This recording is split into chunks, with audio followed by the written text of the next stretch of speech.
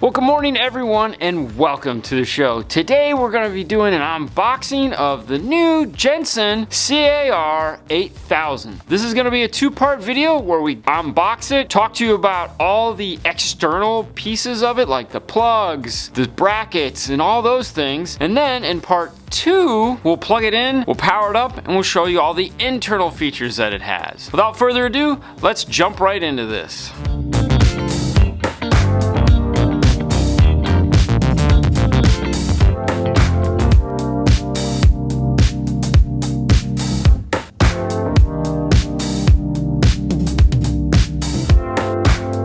When you open it up, the first thing you're going to find on the top is a basic instruction manual. On the back side of the instruction manual, it does give you a blowout for what the harnesses and the wiring and everything does, but we're going to talk to you about that today. It ships as two boxes in one, but if you grab the screen right here, it will all slide out in one nice piece.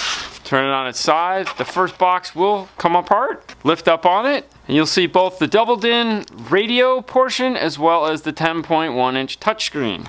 Inside of the box, you have the rest of your connectors. First up, you're going to find a 6-pin auxiliary video input, a 10-pin RCA input, and a 12-pin backup camera input. The hands-free microphone, a 20-pin connector that has your steering wheel, power, and speaker wires on it, the left and right mounting brackets, the covers for the sides, your wireless remote control, bag of screws, don't lose this, you're gonna need it, and a double-din trim ring for the main unit. Back to the piece of foam, you have your 10.1-inch touchscreen. It does come with a protective layer of film underneath it inside of this bag. As you notice, has removed the protective layer slowly. That way you don't have to worry about any damage to it while installing it. Let's take a look first at the actual double-din radio portion. Located on the back of the radio, the first thing you'll see is the big cooling fan. To the left of that is one of two USBs. Both of the USBs do different things. The one on the back radio here that we're holding is for Android Auto and Apple CarPlay. There is one on the front of the radio which I'll be showing you. That one does not do Apple CarPlay or Android Auto. This is a high-speed 2.0 USB. Below that is going to be your FM AM antenna input. You find your four plugs that we talked about here. First up in the top left is going to be your 6-pin auxiliary plug. The 6-pin plug has video in as well as an audio in. They do come capped off. This would be useful if you have some form of device that you'd like to feed a video signal input into. For example, this unit does not have an HDMI input on it. However, you could get an HDMI to regular RCA output converter and use that to feed into the radio. And or if you have something that has some form of an auxiliary sound output, you could plug into it as well. You could also, if you have rear seat entertainment, such as a video DVD player and a headrest, use that to feed into this so that you can mirror what's on the back screen into the radio up front. Next to that is going to be your RCA input plug.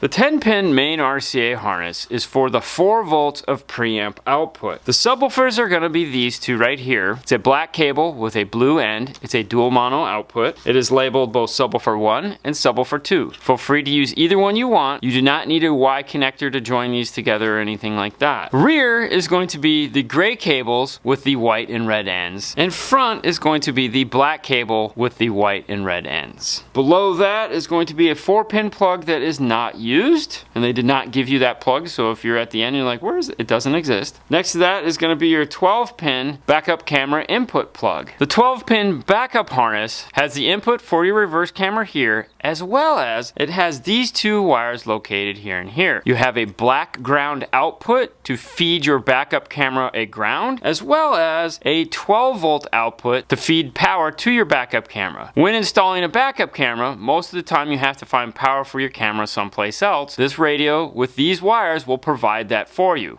Plug in the RCA and hook up power and ground for your backup camera. Your hands-free microphone plugs in here in the center back of the radio. The hands-free microphone comes with two mounts, a flat mount with double-sided tape on the back to stick to a flat surface, as well as the visor or headliner mount. And your 20-pin main power plug plugs in here. The 20-pin main power plug has a bunch of things on it that we need to talk about. First, you have the thick gray wire here with the red end. This is for steering wheel controls. This unit is designed to work with pack audio SWIRC as shown here in the instruction manual. They do a really good job of showing you how it works. This is located at page 25. This uses standard speaker wire colors, solids, and solids with a stripe. White is going to be driver's front, gray is going to be passenger front, green will be driver's rear, and purple will be passenger rear. The solids are positive, the stripes are negative. This radio puts out 50 watts by 4. Orange is going to be illumination or your dimmer wire. When this sees 12 volts, it'll automatically dim the display of the radio down. Blue-white is your remote turn-on output. This is if you're going to be adding any of those amplifiers for that 4-volt preamp output, you'll be connecting this wire. Not to be confused with the blue wire. The blue wire is going to be for amplified antennas. Some cars, because the antennas now are so small or it's in a rear window, they need power in order for you to receive your FM signal. The blue wire is for that. Pink is going to be your emergency brake bypass. It needs to see a ground to engage. Yellow is constant 12 volts. Black is ground. Red is going to be ignition or accessory. And the last wire I want to talk about is the purple with a white stripe. This is not to be confused with the two wires that are on the reverse harness. These are outputs to power up the camera like we discussed. This is the trigger that's going to come from the reverse wire to activate the radio to switch over to the reverse camera. Most cameras need 3 wires: power, a ground, and then a reverse trigger coming back up to the radio to tell the radio that you've just put it into reverse. Looking at the front of the radio before the screen is attached, you'll notice this big hole here, which is to tuck the wire in for the screen connector. It's a standard style connector with a clip on the top. You'll notice this slit down the center, which is one of the main features that sets this apart from all the other floating screen radios, is that this has a CD DVD player built into it. It also still has a knob, which a lot of people do like. It looks like there's 6 buttons on the front of the screen, but there's actually only 4. Push to talk, mode source, home button, disc eject. These two here are actually flip up doors that hide a micro SD card input, as well as the second USB, which can be used to charge your phone, or a flash drive. It is not going to be used for Android Auto or Apple CarPlay. That's what the back one is for. Located down here by the tip of my finger, you'll notice a slight black dot. That is the reset button. Thank you guys for watching part 1 of our Jensen CAR8000 unboxing. Stay tuned for part 2, where we power up this beautiful 10.1 inch screen and show you all the features inside, as well as show you how to mount it, as well as show you how to mount these two pieces together. Thank you for watching. You guys have a great day as always. We'll see you later next time. Bye.